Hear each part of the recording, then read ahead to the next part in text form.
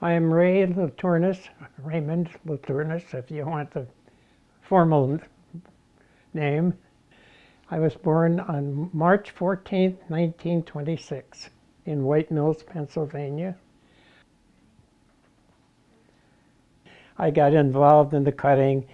We would buy small tumblers, and I would cut on that until I couldn't see another space to cut on, and I'd throw that away and start on another one.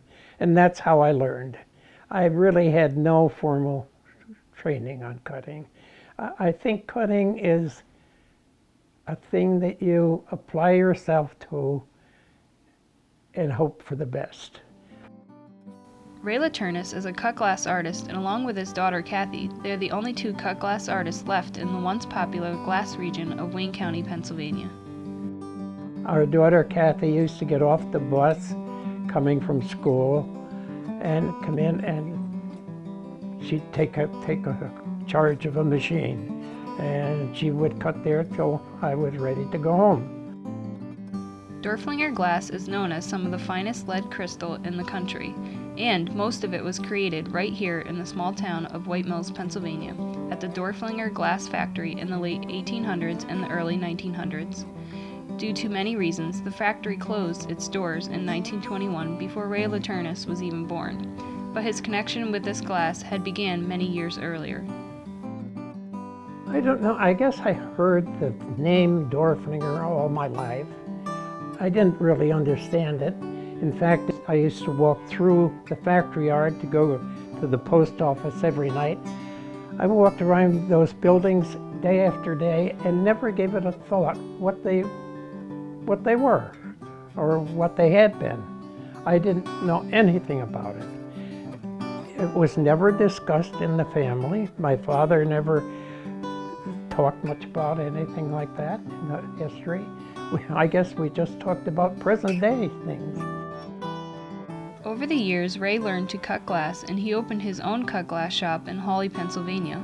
Along with cutting, he also began to collect antique glass. As I was cutting glass, then I started to buy and sell antique American cut glass. And there were a lot of it that wasn't, I could see the difference in qualities. The Dorflinger glass, there were a few others that I could recognize.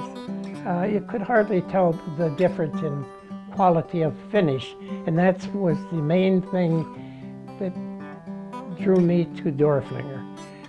So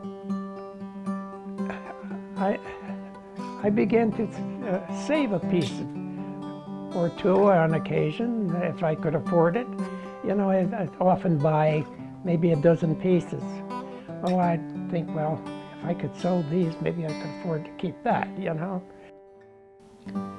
Today, Ray is recognized as a foremost expert in brilliant period glass, as well as a leading authority in Dorflinger glass. I studied. I have read everything I could, not only on Dorflinger, but on other companies. So if you know what Hawk's glass looked like, then you could separate it from Dorflinger. And if you know the quality of Dorflinger, you knew that this piece wasn't up to their quality. So there are many things you learn, but Dorflinger glass was the top of the pile. In his years of study, Ray discovered that his family history had ties with the Dorflinger Glass Factory dating back to the 1800s, when his great-grandfather Joseph LaTournous was invited by Christian Dorflinger to help establish the glass-blowing division of the renowned Dorflinger Glass Company. Generations of his family continued to work there until 1919, when his father Charles LaTournous went on to continue his glass etching skills with the Honesdale Decoration Company.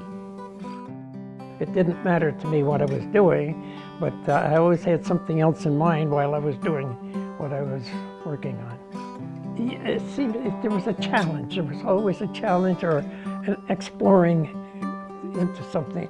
I guess you'd say it was in the blood.